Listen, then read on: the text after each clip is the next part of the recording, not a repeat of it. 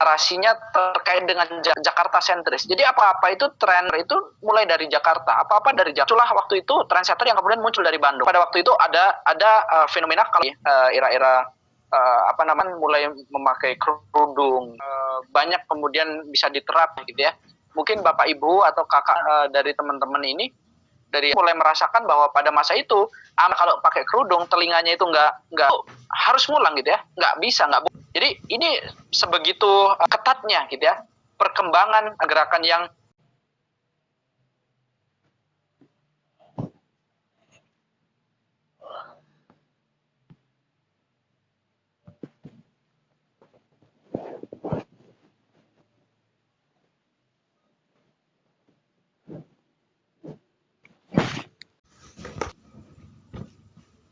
banyak lagi gitu ya. Yang dulunya hijabnya misalkan cuma di sekarang jadi hijab syar'i lagi. Nah, itu menjadi salah satu perkembangan menuju apa namanya syar'i atau hal yang lumrah, dan ini menjadi salah satu nilai positif generasi kita gitu. Nah, itu adalah muncul narasi-narasi untuk narasi-narasi ini yang kemudian diangkat dengan narasi-narasi kejombloan. Narasi-narasi yang kemudian ini anak muda yang masih jomblo, kenapa harus kita misalkan jomblo sebagainya. Nah, ini menjadi salah satu topik yang begitu menarik, sangat relevan dengan anak muda yang banyak patah hati gitu ya. Kan di Buan itu kan banyak lagu-lagu yang isinya tentang misalkan tentang kisah-kisah patah hati, kisah apapun itu muncul semua itu ya. Jadi ketika mana sebuah band itu muncul dengan lain, itu lahir lagunya kayak gini juga, lepas dari soal percintaan. Dan ternyata beralih gitu ya, fenomena pergerakan generasi ini beralih ke narasi-narasi jomblo, narasi-narasi di mana bagaimana kita bisa visabilillah gitu ya. Nah, itu memang perlu kita pahami. Ada namanya shift gitu ya, apa namanya yang dimunculkan oleh Ustadz Hanan Ataki, trendsetter juga gitu ya, menjadi salah satu poros bahwa anak dengan mereka yang mungkin banyak galau, ada penawarnya dari nilai gitu ya. Nah, ini dari shift ini ya, teman yang bikers, teman-teman yang suka suka di jalan-jalan gitu ya, akhirnya berkumpul untuk rohaninya gitu ya. Nah, itu dari pergerakan itu akhirnya muncul sampai political conflict gitu ya. Di tahun 2006-nya gerakan-gerakan 212 itu gerakan-gerakan yang muncul dari apa? Kesadaran, dan muncul dari sebuah nilai gitu ya, jati diri. Orang akan kemudian memikirkan sebenarnya atas landasan apa kita gitu ya. Kita memunculkan sesuatu. Nah, disitulah yang kemudian namanya gelombang 212, 411, 313 seterusnya itu menjadi salah satu hal yang dilandaskan pada pergerakan-pergerakan yang sudah berlangsung secara beberapa kali gitu ya. Hingga fenomena yang hari ini kita gitu ya. Kalau hari ini misalkan teman-teman hijrah ini mungkin sudah begitu pudar, nikah syar'i gitu ya, ta'aruf. Nah, teman-teman akan memahami itu bahwa ini adalah apa namanya narasi ya, dari yang kemudian akan menggeser terus tren yang generasi ke generasi dan menjadi karakter dari generasi tersebut. Nah, disinilah yang akan ada perputaran dari mulai alfa, beta, hippie, dan ini akan mulai muncul, akan kembali lagi kepada narasi generasi alfa. Artinya apa? Mereka akan memikirkan segala sesuatunya dan nilai-nilai apa namanya gitu ya. Jadi secara fundamental itu memang karena apa mereka bergerak diri, karena apa gitu ya. Orang bergerak 212 itu karena apa? Karena alasan ikut-ikutan atau ternyata membela sesepahami gitu. Orang yang kemudian menghindari pacaran, kemudian berganti ke proposal, nikah secara syar'arufan, itu karena apa? Karena trendsetter yang kemudian sedang apa namanya sedang menguasai narasi di generasi ini, di masa ini menjadi salah satu kesadaran bahwa oh ternyata memang ada jati diri yang perlu kita lakukan karena memang saya sebagai seorang muslim dan muslimah. Nah, gitu. Nah, ini yang kemudian mungkin menjadi gambaran bahwa ini adalah karakter pemuda dari masa ke masa yang kemudian membawa narasi gitu ya. Dan ini dibawa oleh gelombang yang besar. Jadi nggak cuma 1-2 pemuda gitu. Nah, lantas apa yang kemudian digambarkan gitu ya? Ini kalau boleh saya tampilkan, saya mengutip dari Ustadz Edgar Hamas bahwa sebenarnya di masa Rasulullah pun juga memiliki karakter-karakter yang bisa kita contoh gitu ya. Jadi kualitas pemuda-pemuda pada masa Rasulullah dulu seharusnya juga menjadi contoh di era hari ini, mungkin dengan model dan penyesuaian yang berbeda gitu ya. Jadi ada 3 kualitas yang kemudian ada di karakter-karakter anak muda, pemuda pada masa Rasulullah gitu ya. Yang pertama adalah mereka saling beda potensi gitu ya. Tapi karena perbedaan potensi itu kemudian mereka saling berkolaborasi gitu ya. Jadi sebutkan bahwa contohnya adalah anak salah satunya adalah Anas bin Malik, sangat dominan dengan ilmu pengetahuan dan hafalan. Kemudian ada juga sahabat yang seusia dengan Al-Bara bin Azib yang tangguh. Jadi ada yang memang menguasai keilmuan, memang benar-benar dia sebuah medan peperangan gitu. Nah, orang yang kemudian sepintar Zaid bin Sabit dalam hitung-hitungan ahli ilmu waris gitu ya, pencatatan wahyu dan lain sebagainya. Adalah sebuah karunia yang kemudian diterima oleh anak-anak pemuda pada masa itu, bahwa mereka potensi yang nggak sama, kita nggak bisa samakan gitu ya. Pun kita sebenarnya memiliki potensi yang berbeda gitu ya, dan kita nggak boleh samakan.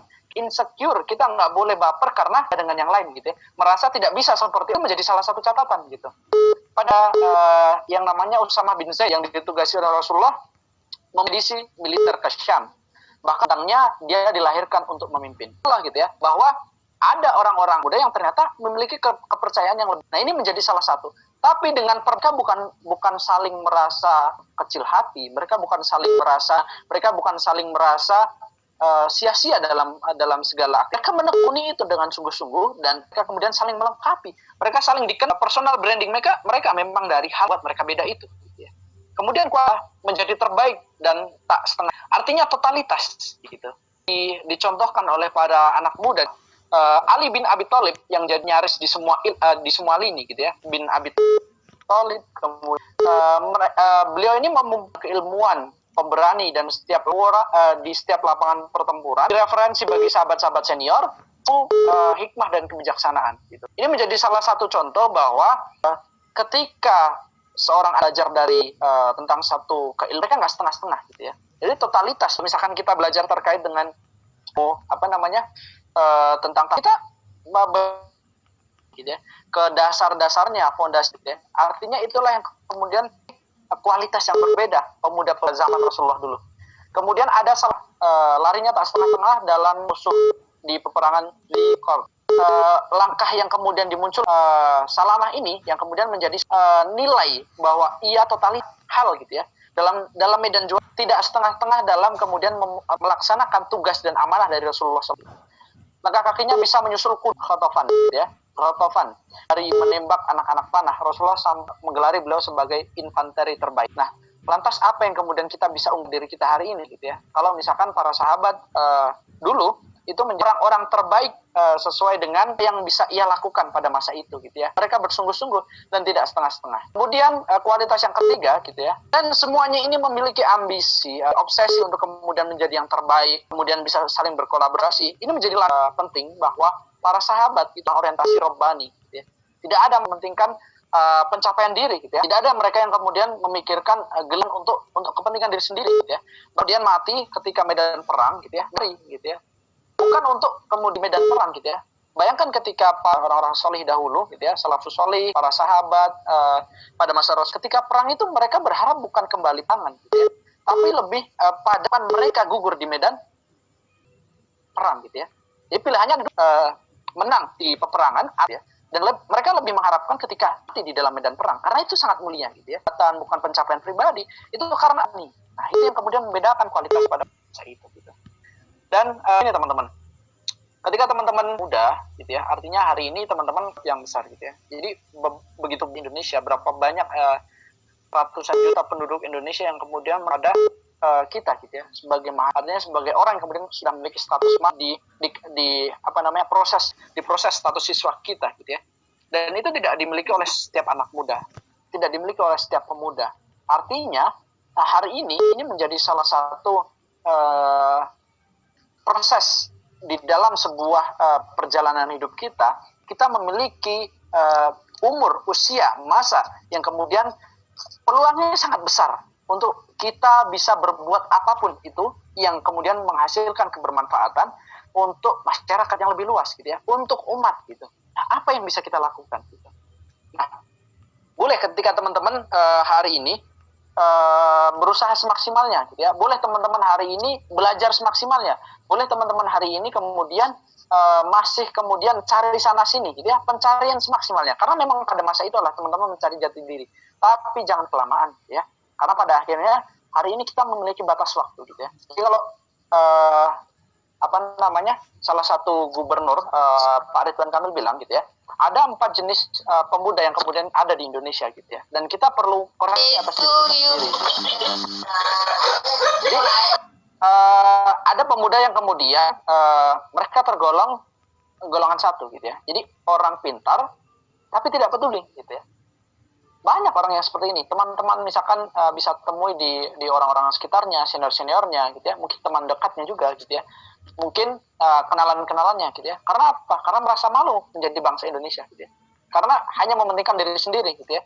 Karena tidak memiliki orientasi itu untuk bangsa yang hari ini menjadi identitas kita gitu. Mereka tidak memiliki itu gitu ya.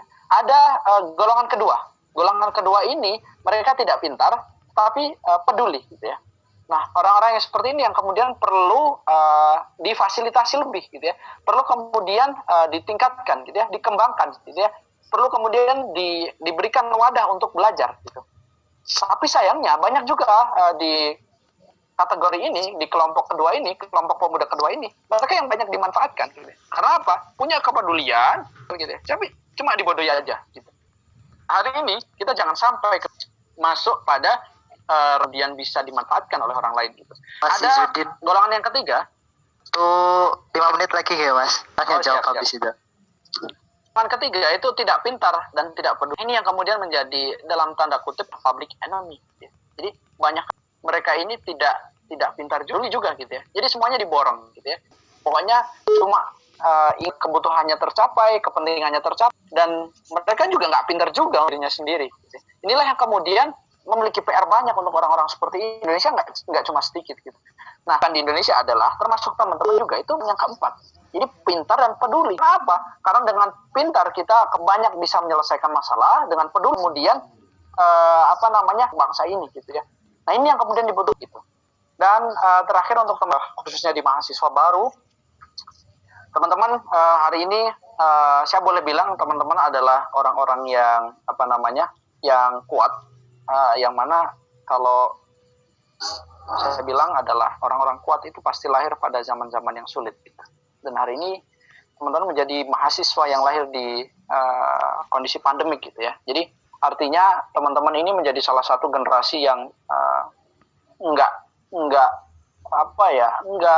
seperti biasanya gitu ya, yang biasanya hanya sebatas masuk gitu ya, ikut tes tulis keterima ospek gitu ya. Tapi teman-teman memiliki perjuangan yang berbeda gitu ya, yang semua serba harus diurus melalui daring gitu ya. Kalau menurut saya nggak sesimpel itu ketika kita berjuang melalui daring, bahwa ternyata tekanannya bukan pada otot kita gitu ya, tapi pada otak kita gitu.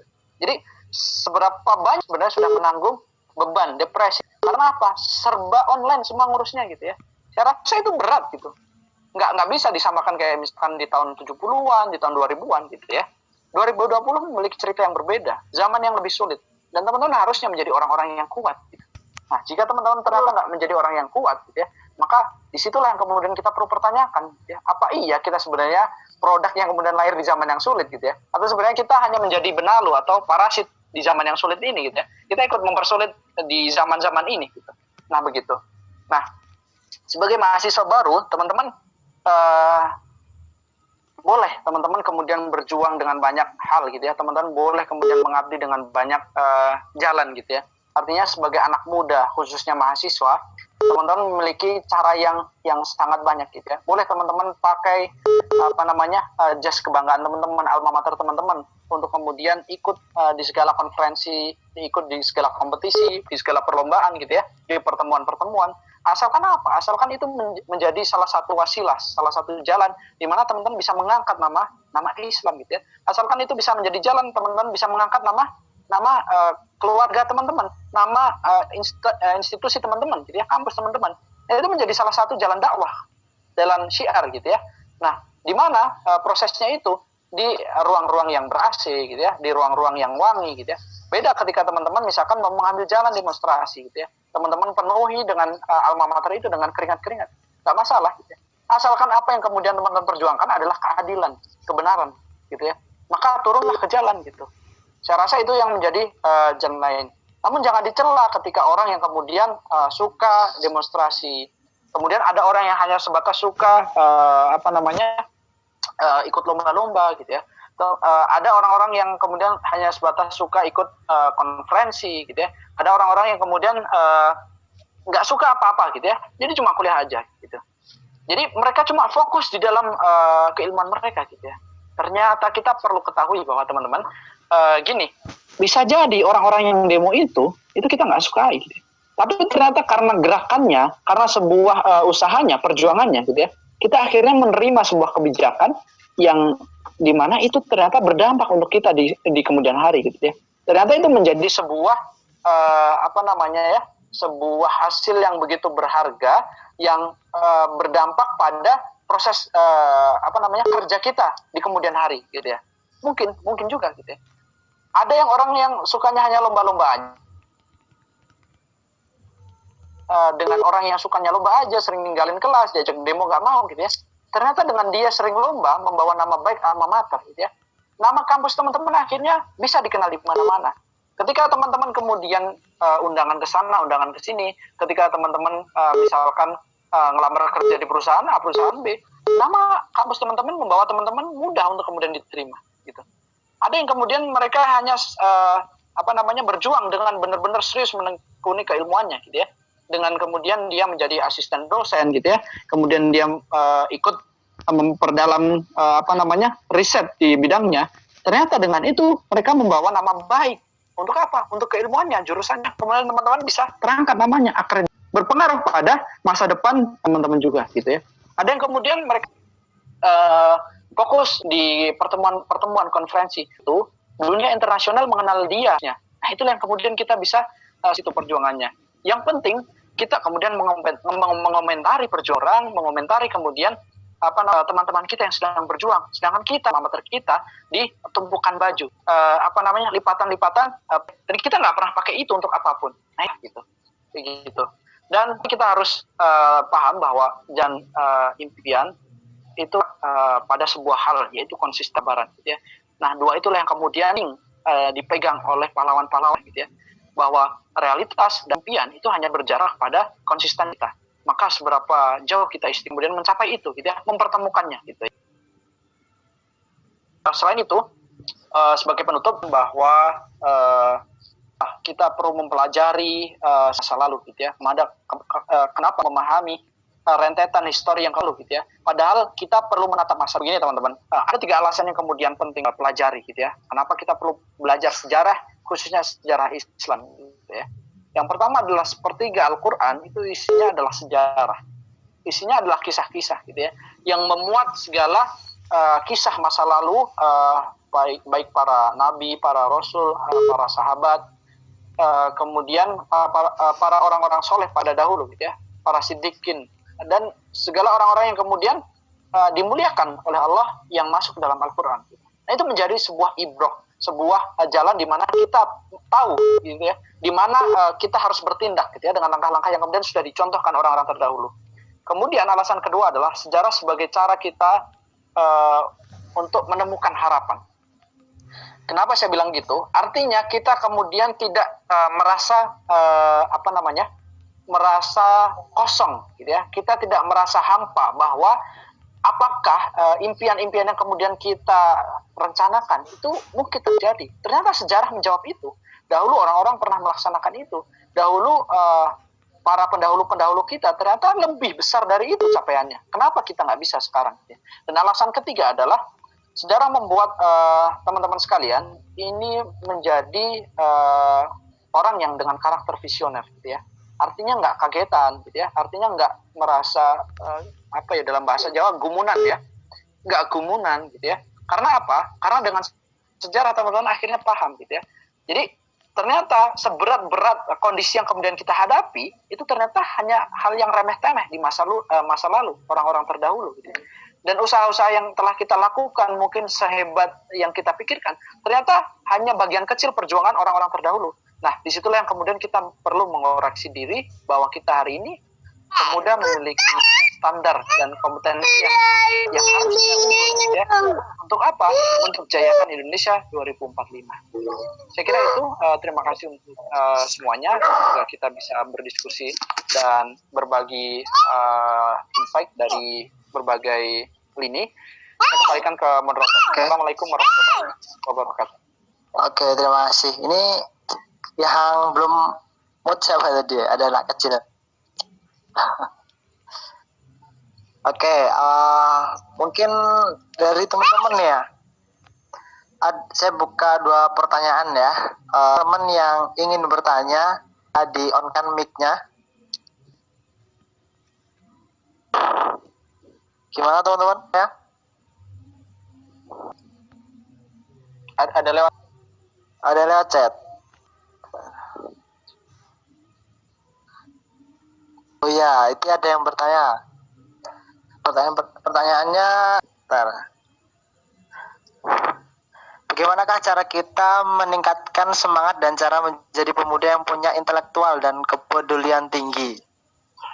Mungkin ini bisa langsung dijawab ya Mas, untuk mempersingkat waktu. Terima kasih.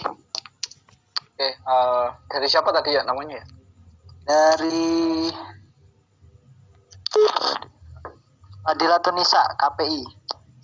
Oh, dari Mbak Nisa ya. Jadi bagaimana kemudian kita sebagai pemuda bisa terus bersemangat gitu ya, dan kita bisa meningkatkan kepedulian di sekitar kita gitu ya. Jadi yang paling penting kita perlu pahami adalah kita ini adalah manusia biasa gitu ya. Jadi adalah hal yang wajar dan lazim ketika kita itu memiliki semangat yang kadang naik dan turun gitu ya. Nah, PR-nya adalah bagaimana kita mengatur ritme itu gitu ya.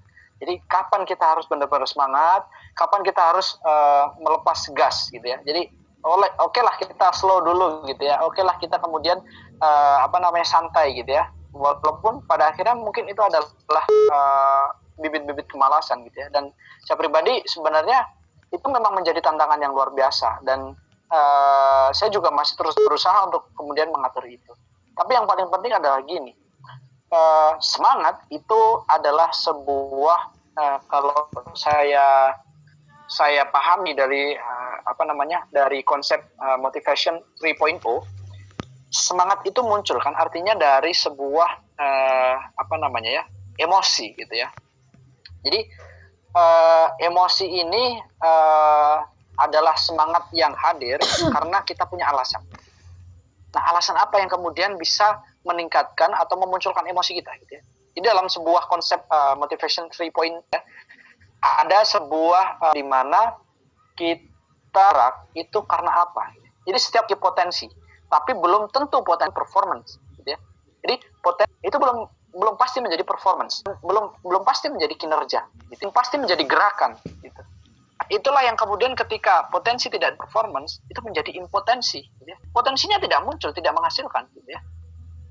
Nah, bagaimana PR-nya supaya potensial itu menjadi performance gitu ya, menjadi kinerja, menjadi hasil gitu ya. Nah, disitulah perlu sebuah motion, gerakan itu yang kemudian motion itu kan artinya gerakan yang kemudian dilandasi pada emotion gitu ya. Nah, apa yang kemudian memunculkan kita untuk bisa bergerak di situ? Ada yang namanya value gitu ya. Jadi nilai apa, makna apa yang kemudian bisa kita jadikan alasan untuk kita terus bergerak gitu ya. Untuk kita terus memproduksi dari potensi menuju performance. Nah, value apa yang sedang kita pegang gitu ya. Contoh ya, teman-teman kuliah ini hanya sebatas masuk kuliah mulu gitu ya. Apa sih sebenarnya value yang ingin dikejar gitu ya? Oh, ternyata teman-teman ini ingin menjadi seorang dokter. Dokter yang kemudian memegang teguh nilai-nilai Islam. Kemudian teman-teman tanamkan. Sehingga dalam setiap proses perkuliahan, teman-teman tidak hanya sekedar masuk, absen, ngerjain tugas, dan sebagainya. Tapi teman-teman mau bertanya lebih dalam, teman-teman mau konsultasi di luar jam kelas gitu ya. Teman-teman mau banyak menjadikan ruang-ruang diskusi itu di luar kelas-kelas yang biasanya dijadwalkan oleh kampus gitu ya. Nah, itu value. Dan itu legacy apa yang teman-teman ingin? Legacy artinya karya apa yang ingin teman-teman. Nah, disitulah yang kemudian muncul mengacu pada kisah teman-teman, kemana arahnya. Itu yang kemudian melandasi supaya kita tetap semangat. Gitu. Selain itu, melalui visi misi kita ini pasti memiliki atau orang yang mempengaruhi, baik eksternal ini antar gitu ya, kita hubungan kita dengan orang tua gitu ya, semangatnya dan lain sebagainya perlu diatur dengan guru-guru kita, asatidah kita ya, kemudian dengan sahabat-sahabat kita. Nah, disitulah yang perlu kemudian menjadi alasan kenapa kemudian kita perlu semangat gitu ya. Seberapa banyak orang yang kemudian sudah mengharapkan atau mengorbankan sesuatu untuk keperluan dan hajat kita. Nah, disitulah menjadi alasan. Nah, bagaimana kita meningkatkan kepedulian untuk lingkungan sekitar kita gitu ya. Jadi kalau kemarin saya sempat bilang sempat mungkin terakhir posting itu karena bertemu dengan ini Coach Fahmi, kita ini berada pada masa gitu ya. Jadi era ini akan terbangun melalui soliditas gitu ya. Kesadaran mereka ini saling membantu, saling tolong menolong, gotong royong dan sebagainya. Nah, sebenarnya sebuah era di mana teman-teman saling punya seseorang gitu ya. Karena apa? Karena kita merasa ingin memberikan, dan itu menjadi kebahagiaan tersendiri gitu. Bagaimana kemudian kita bisa mempeduli itu gitu ya? Kalau simpelnya kalau saya sendiri simpelnya gini. Saya selalu menanamkan bahwa apa yang saya miliki itu bukan milik saya gitu ya. Jadi hilangkan kemelekatan yang ada di diri kita gitu ya. Kita ini hanya sebatas sebuah raga yang kemudian dititipkan roh oleh Allah Subhanahu wa taala yang kemudian diminta untuk beribadah gitu ya. Selain itu, maka ketika teman-teman orang itu ternyata membutuhkan fasilitas kehidupan dan ibadahnya, bantulah itu. Hal-hal yang dititipkan oleh. Jadi kita misalkan orang itu kok berjualan begitu keras gitu ya. Berjalan kaki jauh dan kita sering menemui dia sholat di masjid. Nah, ternyata kita punya rezeki lebih gitu ya. Rezeki itulah yang kemudian dititipkan Allah, berikan, kita belikan. Nah, walaupun kita nggak beri, kita belikan gitu ya. Beliau yang seringkali berjualan jauh-jauh, waktu sholat sering ketemu, ternyata kita harus orang ini adalah kemudian dipilih Allah menjaga ibadahnya, tetapi fasilitas untuk menunjang kebutuhan dalam dia beribadah dalamnya ternyata cukup seperti yang saya miliki. Di saat hak beliau, hak orang ini sebagian dititipkan ke saya, maka ini bukan hak saya dan saya harus berikan ke dia. Gitu. Itulah simpelnya bagaimana kemudian kita bisa membantu. Nah, lebih dari itu sebenarnya kita nggak hanya sekedar memberi, bagaimana kemudian kita bisa memunculkan sebuah solusi di mana jangan sampai kemudian orang-orang lain yang bisa seperti ini juga gitu ya. Jadi kita memunculkan solusi dalam lingkup yang kompleks. Nah, itu lebih besar lagi cakupannya gitu.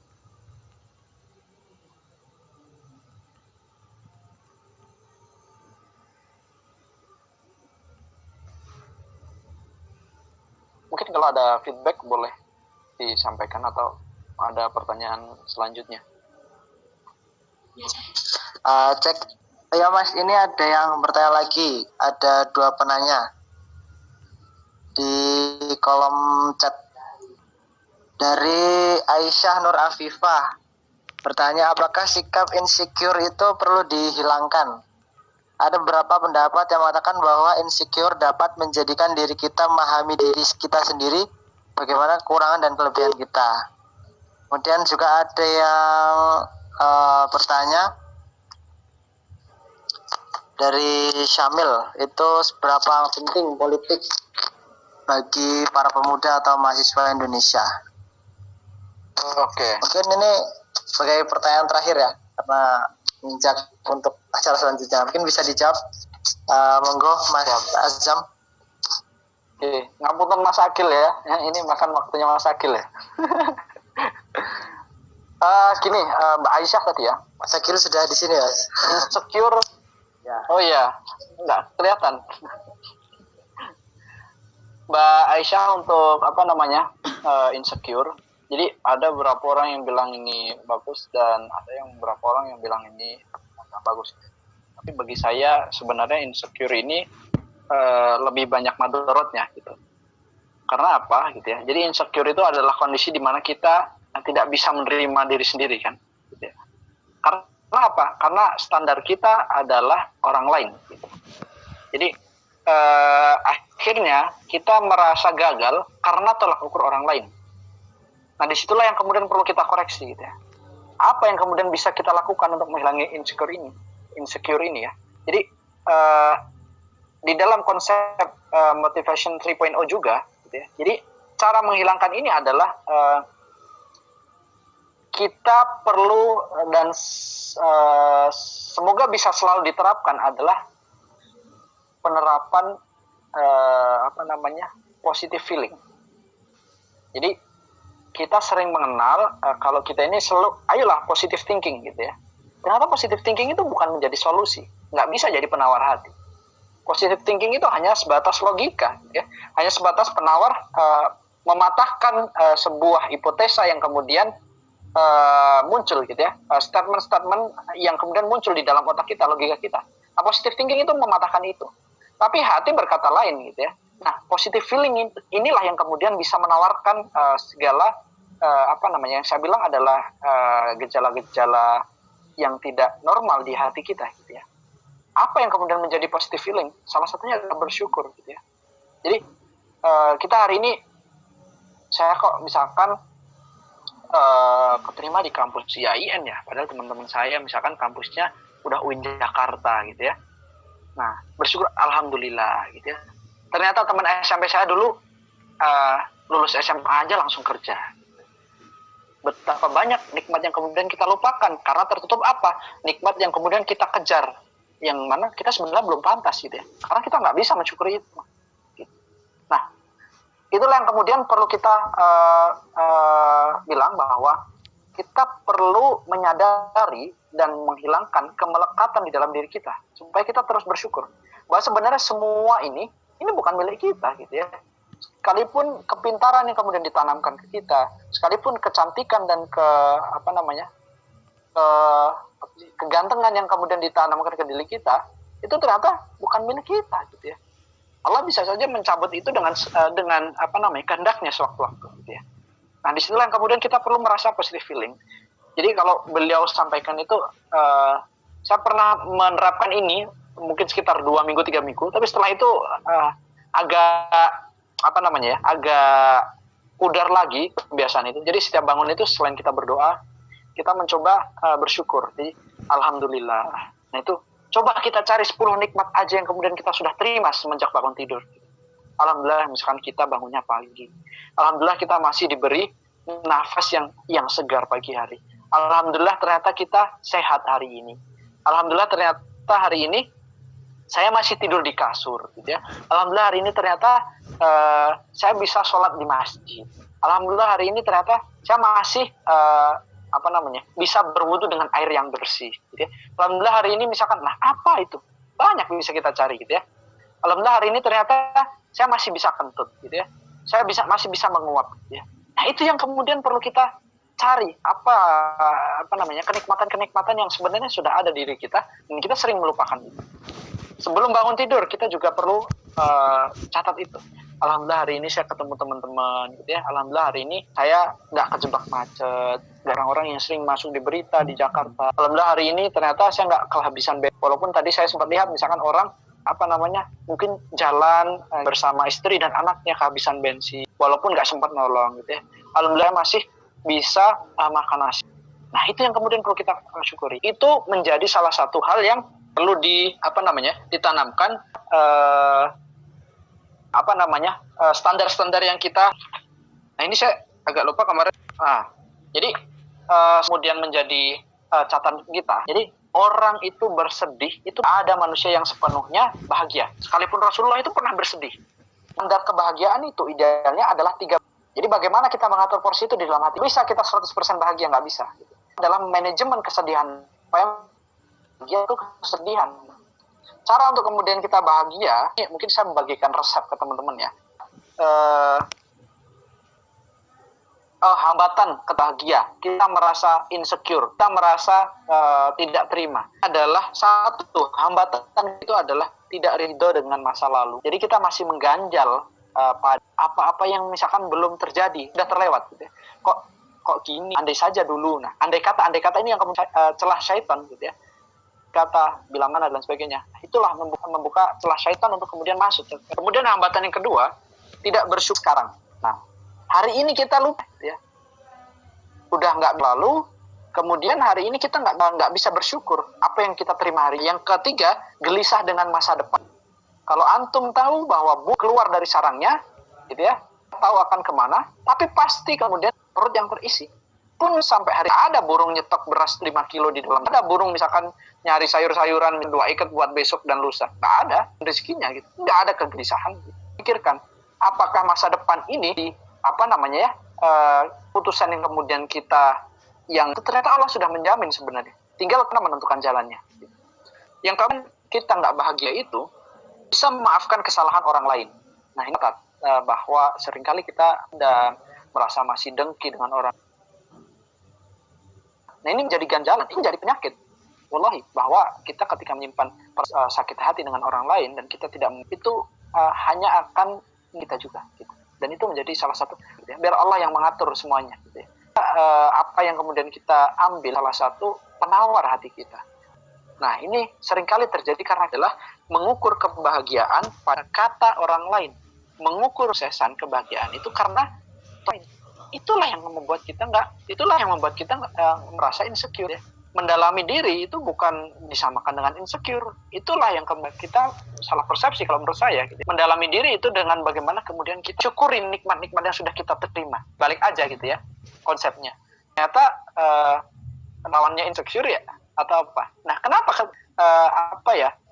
bertor itu untuk memahami diri kita sendiri. Yang pertama tadi ya untuk Mbak Aisyah, simpelnya gini, berapa penting sih politik untuk anak muda? Siapa tadi yang dari Mas siapa tadi? Dari Mas Syamil. Seberapa penting ya? Saya bilang penting gitu ya. Teman-teman kuliah daring itu hasil gitu ya. Teman-teman pakai kuota gratis ya, itu dari keputusan politik. Gitu. Hari ini pertemuan secara langsung berkerumunan politik. Gitu. Apa yang dipertanyakan dari pentingnya politik? Gitu. Keputusan yang berdampak pada orang banyak itu adalah keputusan-keputusan dari politik. Gitu. Politik itu perlu kita luruskan. Politik itu jalan yang mulia. Gitu ya. Jadi politik pada masa itu, gitu ya. Sahabat para khulafaur rasyidin itu semuanya, ya. Tapi politik di Islam itu ya, jadi nggak seenaknya, nggak pencapaian diri, gitu ya, dilakukan, gitu ya, oleh Allah dan seluruh kawan-kawannya. Bayangin ketika Umar pada merasa berdosa ketika seekor keledai yang jatuh kakinya lubang di jalan yang pada masa Umar. Artinya apa? Berkuasa ketika Umar memimpin, bukankah ia memiliki kewenangan untuk memperbaiki jalan? Tapi ketika ia tidak menentukan keputusan itu akan berdosa. Nah itulah yang kemudian yang dimaksud tuh sebenarnya kalau di dalam sebuah itu politik adalah bagaimana cara kita bisa segala sesuatunya untuk mengarah ke itu. Konsep di Islamnya beda kemudian ketika kita teori-teori Barat, teori-teori orientalis dan lain sebagainya. Nah itu. Kita kembalikan ke moderator. Moderatornya siapa namanya kita?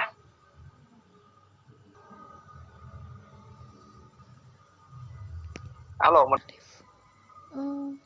Oh ya, cek free Mas. Oh iya, kembalikan ke ya. Mas Nafri. Ya. Terharap ya. Oke. Ini sudah teman-teman sudah Mas Azam sudah menyampaikan banyak sekali ya, mulai arah, kemudian karakter seorang pemuda itu, masa Rasulullah, terkait masalah insyiq, masalah politik dan sebagainya. Mungkin saja langsung dari closing statement untuk dari closing statement pada teman-teman sekalian. Selama masih muda memiliki banyak hal yang bisa dipotensikan ke depan gitu ya, dan potensi itu harusnya bisa menjadi karya-karya yang real, bahwa sejatinya kita dicatat oleh sejarah, aktor-aktor setiap sejarah, ruang-ruang perubahan di setiap sejarah itu adalah anak muda yang kemudian mengisi. Itu adalah anak muda yang kemudian menggagas. Jangan sampai kemudian kita sebagai anak muda, sebagai pemuda, ternyata terlewat melalui sejarah-sejarah yang berlalu begitu saja. Dan hari ini umat Muslim di dunia ini sedang sama-sama menunggu datangnya sebuah kebangkitan umat Islam. Dan tentunya kebangkitan itu pasti akan dipimpin oleh anak muda. Lantas sejauh mana kemudian kita memantaskan diri untuk menjadi salah satu bagian dari kebangkitan umat itu. Nah, mulai hari inilah kemudian kita menyiapkan hari esok, dan pemuda hari inilah yang kemudian menjadi pemimpin di kemudian hari. Itu yang kemudian saya sampaikan di awal tadi. Ya. Oke, terima kasih Mas Mafri ya. Ya. Semoga bisa menjadi terima kasih banyak yang lebih erat. Amin. Semoga kita bisa ketemu offline ya. Oh iya, siap insya Allah. Boleh lah kalau teman-teman nanti sudah bisa offline. Oh ya, siap. Baik teman-teman, ini materi yang sangat luar biasa, pemuda dan perubahan. Yang saya garis bawahi dari sini adalah bagaimana kita mulai hari ini adalah mempersiapkan bagaimana kita akan seperti apa di masa depan, bagaimana karakter apa yang harus kita bangun di masa depan gitu. Dan apa yang disampaikan tadi oleh karakter seorang pemuda di era Rasulullah itu sesuai dengan platform gerakan kami Jayakan Indonesia 2045. Bahwa ketika 2045 bukan ketika kader kami itu menjadi seorang presiden, bukan, tetapi kader kami mencapai puncak titik keahliannya, kemudian juga berorientasi dengan orientasi rohani, sehingga ketika kader-kader kami mempunyai ahli dalam bidang apapun di 2045 akan menjadi sebuah bonus demografi yang luar biasa bagi Indonesia. Bonus demografi di pemuda Indonesia. Kader kami menjadi presiden itu adalah sebuah bonus ya. Karena sejatinya yang perlu disabkan adalah bagaimana kita mempersiapkan diri ya di bidang apapun. Di kami pun banyak sekali ya. Makanya di kami banyak sekali juga bidang-bidang agar tidak terfokus dalam satu bidang. Mungkin dan satu lagi teman-teman, ternyata ketika kita mempersiapkan itu ada yang kurang gitu ya. Ada yang tahu teman-teman? Ada yang kurang terkait apa ketika kita mempersiapkan untuk masa depan, ketika kita mempersiapkan untuk perubahan gitu kan. Nah, yang teman-teman kurang adalah sebuah wadah. Yang teman-teman kurang adalah sebuah bagaimana kerjasama.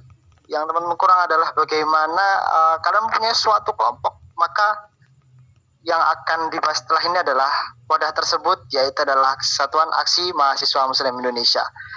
Mungkin saya moderator, saya pamit undur diri. Yang selanjutnya saya akan serahkan ke MC untuk materi selanjutnya. Terima kasih. Wassalamualaikum warahmatullahi wabarakatuh. Waalaikumsalam Waalaikumsalam warahmatullahi wabarakatuh.